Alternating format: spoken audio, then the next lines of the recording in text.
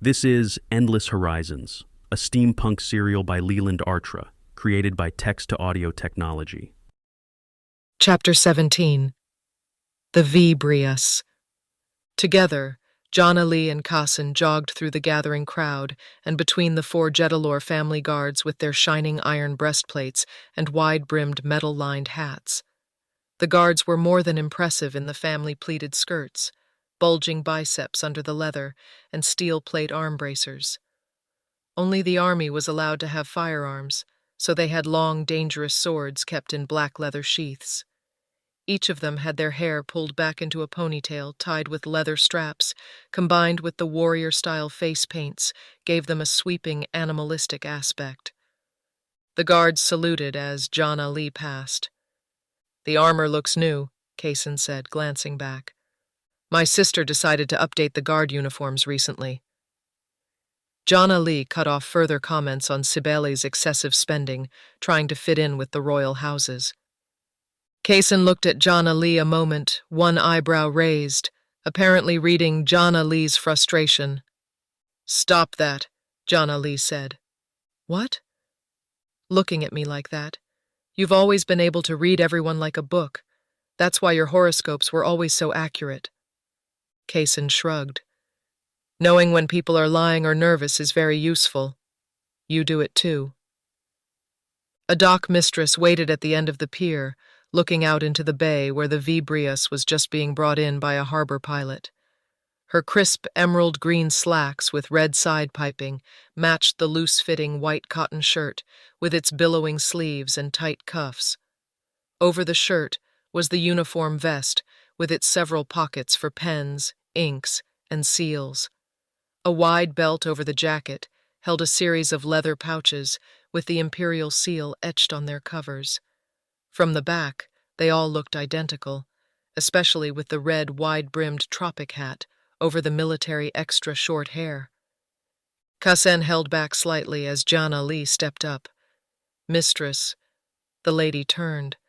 Janali's words froze in her throat at the sight of the commander of the entire capital docks. Janali didn't need to read the neatly stitched name over the left pocket of the vest. She knew Colonel Naso, the no-nonsense, hard-nosed authoritarian commander, who never once had personally met a ship other than the Empress's private vessels. They had met more than once over various items. Each time Janali had been forced to wait hours on the colonel's schedule in her offices. She'd tried once and only once to make small talk with the colonel at an imperial celebration, only to be so cut off that she now purposefully avoided the colonel at any social gathering. The only consolation was that as far as Janali knew, no other house, Castatan, had better luck with the colonel. "Lady Jedalor, I'm here to inspect your ship," she said, almost like she was pronouncing Janali guilty of treason. Still, the colonel bowed halfway. Janali bowed at the waist, a full 30 degrees showing she respected the imperial officers. "Of course, Colonel Naso. I'm sure everything will be in order." The colonel frowned. "Lady, there are going to be a number of questions. The first is, where is your sister? I would think the Vibrius's return would merit better representation of House Jedalor." "Lady Sybil is meeting with the Empress." Janali's face burned at the insult, but she managed to keep her tone polite. The colonel looked at her a moment before frowning. "Perhaps you could request her to join us when her imperial duties are concluded." "I am Jedalor Castatan. You may deal with me." Janali heard her own anger in the words. They were clipped and sharply delivered. The colonel bowed her head slightly. "Forgive me, Lady Janali. Of course I will deal with you." Colonel Naso turned to Kassan. "Lady Clint, I trust I'm not delaying your business with the Jedalor family." "No, no rush. I understand the requirements," Kassan replied, giving the colonel a slight bow and then putting Janali between herself and the colonel. The family dock manager pulled up to the dock with a skiff, and the three ladies climbed down into it, finding comfortable padded seats. Colonel Naso took the seat Janali wanted at the bow. Janali sat in the second forward seat for the better view. Kaysen placed herself behind Janali, almost as far away from Colonel Nesso as possible. As the skiff moved out, Kaysen touched the water and surreptitiously made the sign of the circle. Janali scrutinized the ship for every detail she could as they approached its anchor point, well out from the docks. The Vibrius was ill-used, looking decades old instead of just 1 year out of port.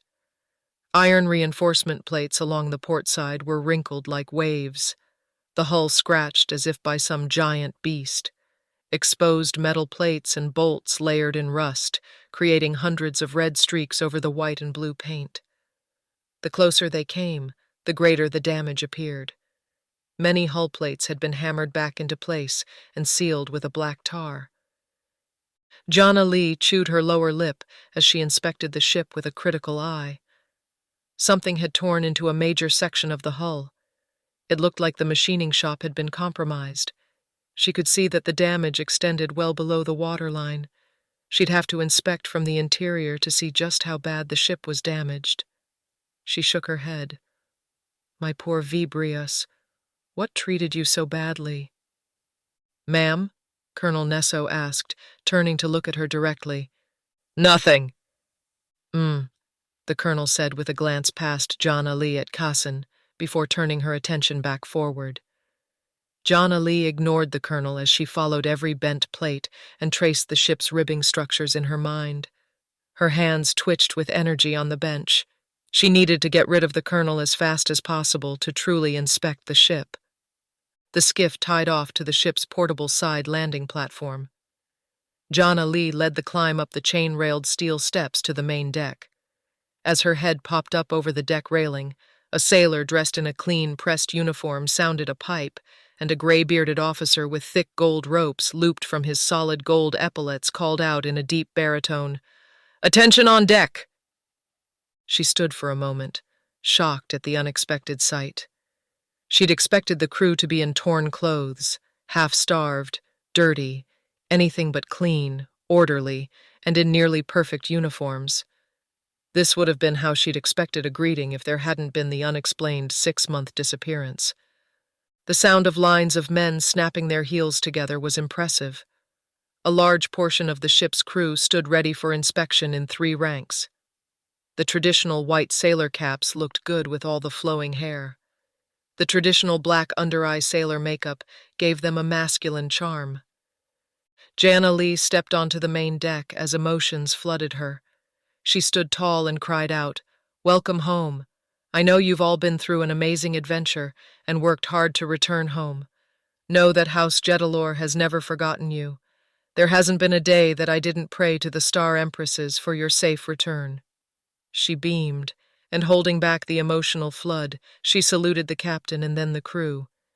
"We shall never forget you or all you've done and been through."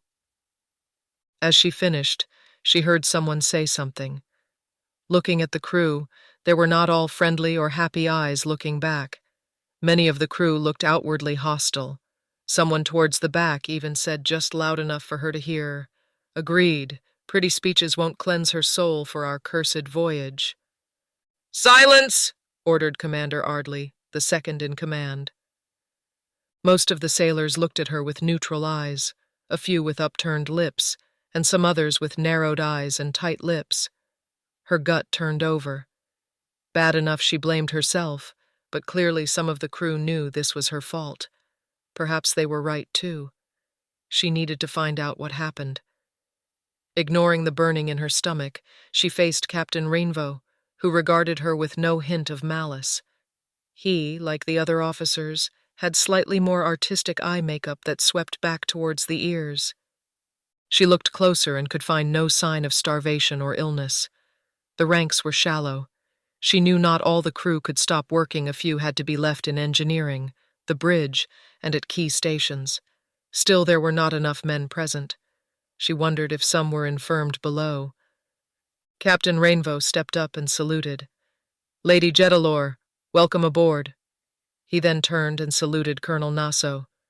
"Colonel Nasso, I'm very pleased to see you personally." The colonel returned the salute.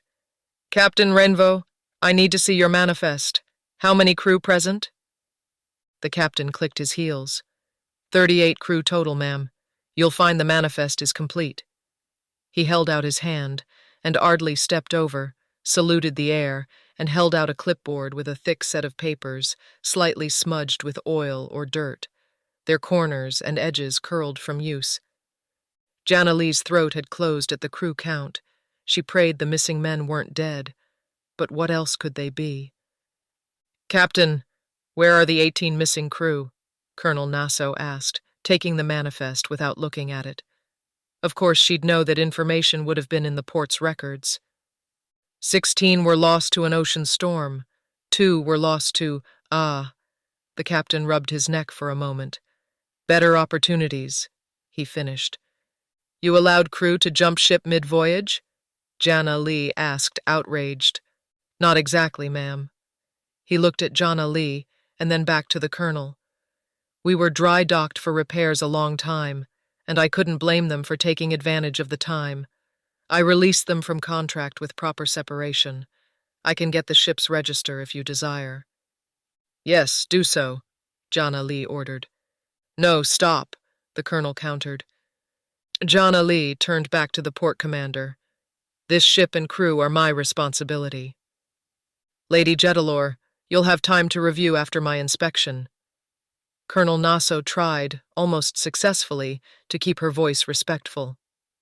Janali's rank was elevated enough to lady over the proceedings. She wanted to get the formalities out of the way to inspect her ship alone. "Colonel Nasso, I'm sure there is nothing to be concerned with.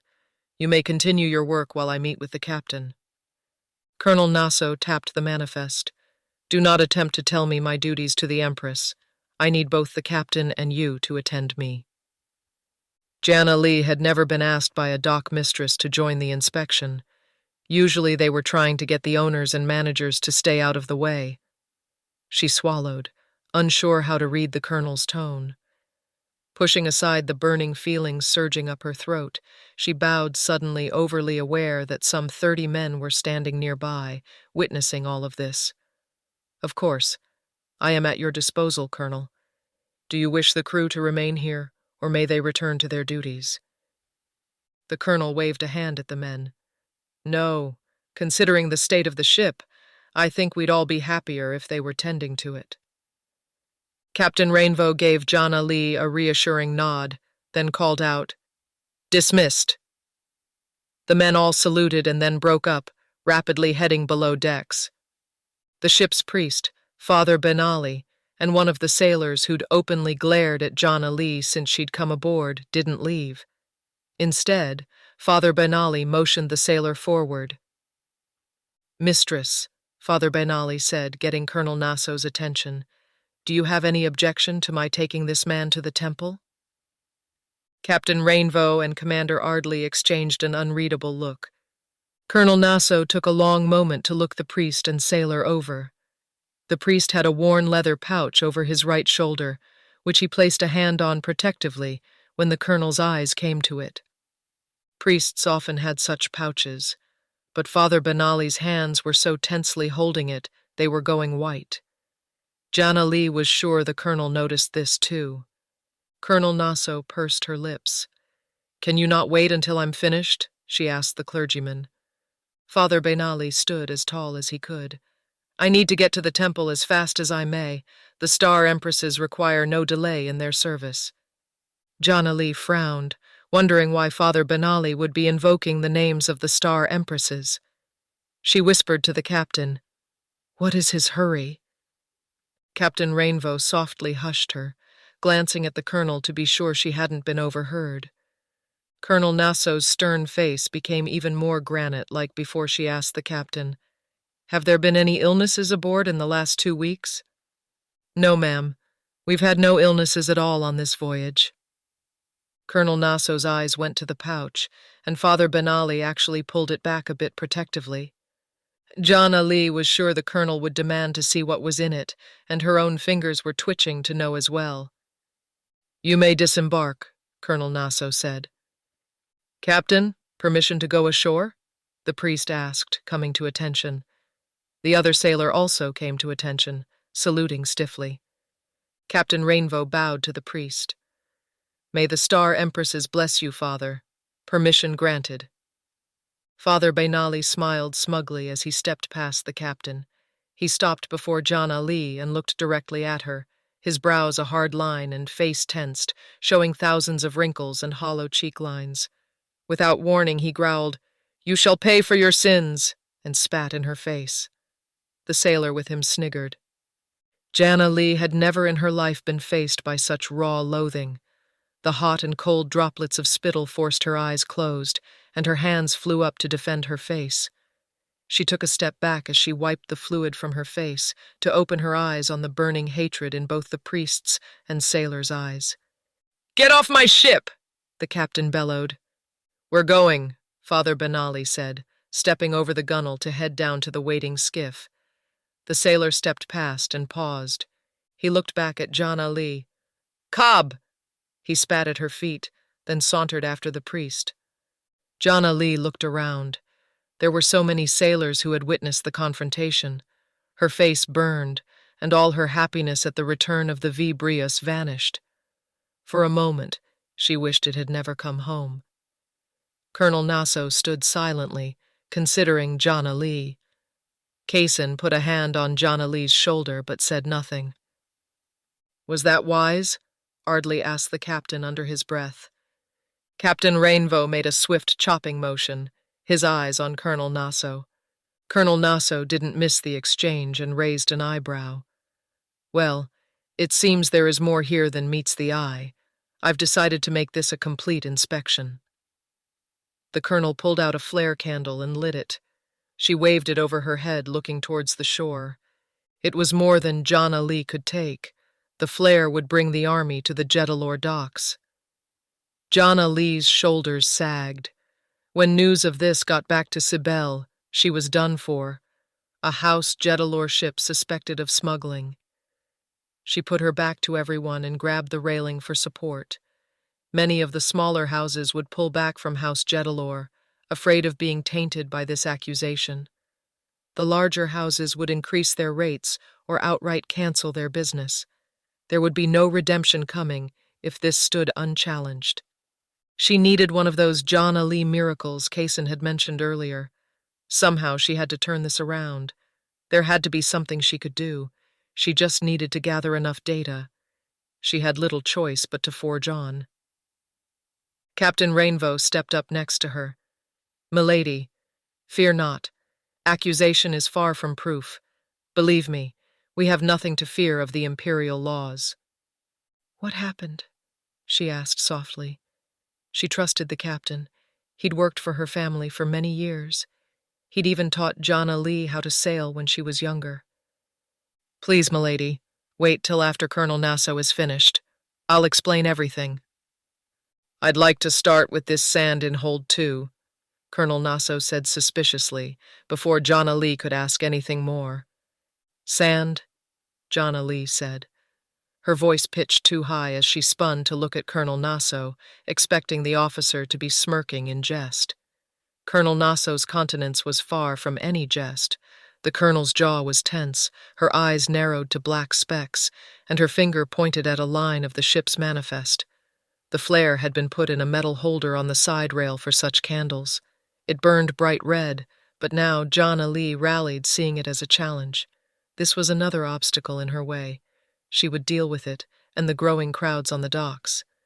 The captain walked towards the cargo ladders. "This way, ladies." "Kaysen, you can wait on the bridge. It'll be warm and comfortable." "Are you joking, Jan? Your 6-month overdue ship returns with sand. I have to see this for myself." Want more? Check out reamstories.com/endlesshorizons.